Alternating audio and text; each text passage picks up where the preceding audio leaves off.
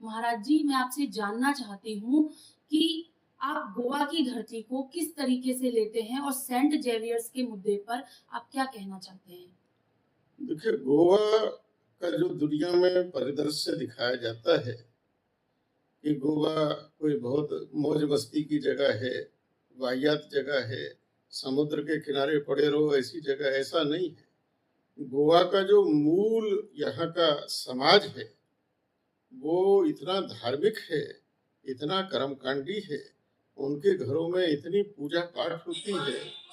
और गोवा के जो विशेषकर ब्राह्मण समाज है या और भी समाज हैं, मैंने उनको देखा है कि वो उनके घरों में जो धार्मिकता है वो परिदृश्य दुनिया के सामने आना चाहिए कि मूल गोवा जो है वो ऐसा नहीं है।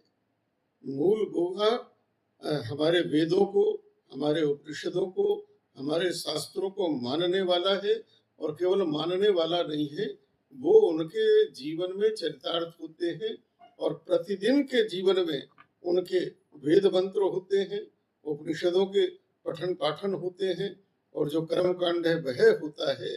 गोवा का मूल समाज बहुत धार्मिक है, बहुत सदचरित्र है।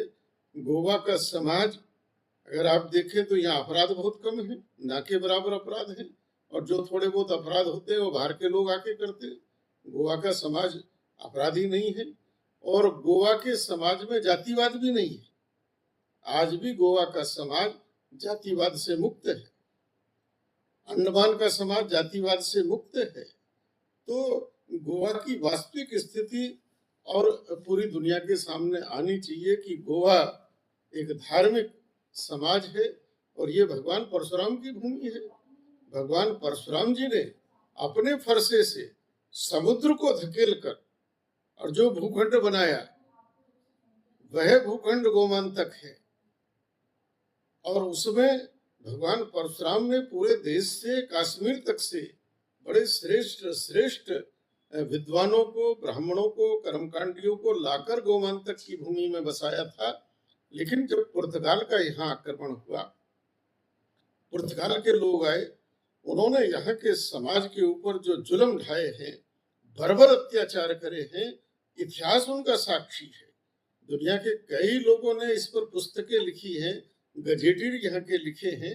आज भी यहाँ सेंट जेवियर का एक वो लोहे का खंबा खड़ा है, जिससे बताते हैं कि जो धर्मांतरण स्वीकार नहीं करता था उसको बांध दिया जाता था, कोड़ों से पीटा जाता था, हाथ काट दिए जाते थे, ऐसा इतिहास में वर्णन है। तो यहाँ गोवा के समाज को दमन करने के लिए और उनका धर्मांतरण करने के लिए पुर्तगाल के समय और ब्रिटिश पीरियड के समय बहुत यहाँ जुल्म हुए हैं, अत्याचार हुए हैं, किंतु उसके बाद भी गोवा के बहुतायत समाज ने अपने चरित्र को, अपनी संस्कृति को, अपने धर्म को नहीं छोड़ा है, और गोवा फिर से अपने उस पुरातन राष्ट्रवाद और धर्म निष्ठा के प्रति जागरूक हो रहा है।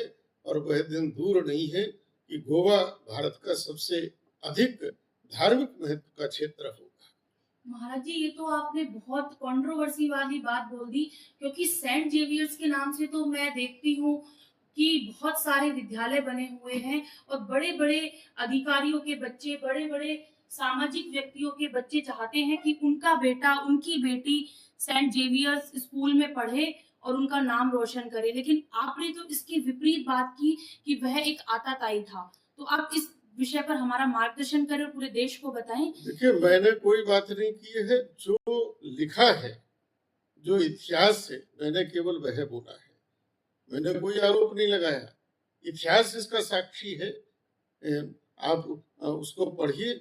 और ब्रिटिश ने जो पोप की सत्ता है, वहां तो कितने पादरी, भारत में कितने पादरी है, केरल का एक पादरी है, 50 से ज्यादा उस पर बलात्कार के मुकदमे चल रहे हैं, वो आज तक अरेस्ट नहीं हुआ। तो कहाँ से सेंट हो गए? ये इतिहास में जब लिखा है, और गोवा में वो लोहे का खंबा या पत्थर का खंबा आज भी खड़ा है, गूगल पे सर्च करके देख लो, कोई मैं अन्यथा बात नहीं कर रहा। तो इसमें कौन सी बड़ी बात है? तो ये और कै ये इतिहास आज भारत को जानना चाहिए। आज भारत के समाज को ये इतिहास जानना चाहिए कि ब्रिटिश जिस समय आए थे, उन्होंने भारत के समाज पर कितना क्रूर अत्याचार किए हैं, कितने लोगों को फांसी चढ़ाया है, कितने घर बर्बाद किए हैं। उन्होंने कोई सद्भावना के दम पर थोड़ी भारत पे राज किया है। हमारे भगत सिंह जैसे लोग भरी जवानी में फांसी चढ़ गए। अंडमान की जेल उनके अत्याचारों की साक्षात कहानी कहती है। तो इसमें कौन सा है, तो इतिहास है, और ये इतिहास अब निकलकर सामने आना चाहिए।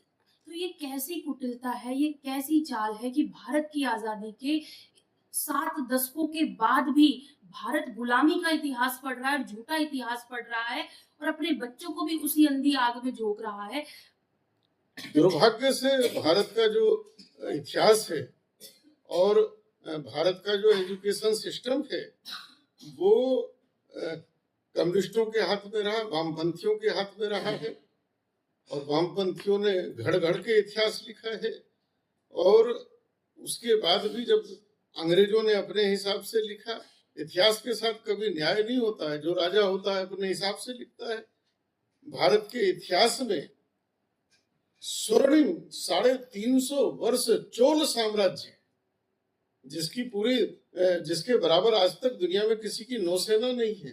कंबोडिया में सबसे बड़ा मंदिर जिन्होंने बनाया, उस चोल साम्राज्य जो 350 वर्ष रहा, इतिहास में 3.5 लाइन नहीं है। विजयनगरम साम्राज्य 400 वर्षों तक चला, 4 लाइन नहीं है। और 2-2, 4-4, 5-5 साल मुगल राज कर लिए, तो पूरे इनके इतिहास भरे पड़े हैं। पूरे दिल्ली की रोड़े मुगलों के नाम पे लिखी पड़ी है। तो भारत के चरित्र को, सम्राट अशोक का आज चिन्ह भारत में चलता है, राष्ट्रीय चिन्ह में, लेकिन सम्राट अशोक के चरित्र के बारे में, इतिहास के बारे में भारत के इतिहास में लाइनें नहीं मिलती हैं। कंबोडिया से लेकर रसिया तक सम्राट अशोक का साम्राज्य था, उससे पहले के चक्रवर्ती सम्राटों का साम्राज्य था। तो इतिहास भारत को, भारत का पढ़ाया कहाँ गया है? भारत के पहले 5 शिक्षा मंत्री कांग्रेस सरकार में, वो मुसलमान रहे। वो ऐसे रहे कि जो भारत के शिक्षा मंत्री बने और भारत को छोड़कर पाकिस्तान चले गए। तो आप कैसे इतिहास के साथ न्याय की उम्मीद कर सकते हैं? आज भारतीय जनता पार्टी की सरकार आई है, मैं उसको साधुवाद दूंगा, बधाई दूंगा कि उसने भारत के उस इतिहास को पुनर्स्थापित करने की कोशिश की है। डॉक्टर मुरली मनोहर जोशी जी जब HRD मंत्री बने, तो उन्होंने उस इतिहास को खोज कर रखने की कोशिश की।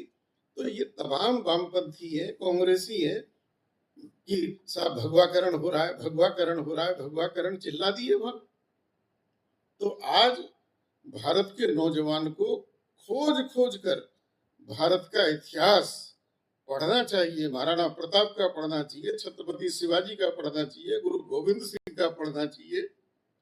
और जिस प्रकार से मुगलों ने अत्याचार करे, यहाँ अकबर को महान बता दिया। अगर अकबर महान है तो फिर महाराणा प्रताप क्या हुए? यहाँ सिकंदर को महान बना दिया, जिसने दुनिया में सबसे ज्यादा कत्लेआम किया, रक्त बहाया है। तो हिटलर ने तांडव मचाया। आज जर्मनी में हिटलर का नाम कोई भी सम्मान के साथ नहीं लेता है, जबकि हिटलर ने जो कुछ किया वो जर्मनी के लिए किया। तो भारत में भी ये जितने थे, ये आताताई थे, अत्याचारी थे, और इनका पूरा का पूरा इतिहास आज खोज खोज कर निकालना चाहिए, और हमारे देश के नौजवानों को वो इतिहास पढ़ना चाहिए।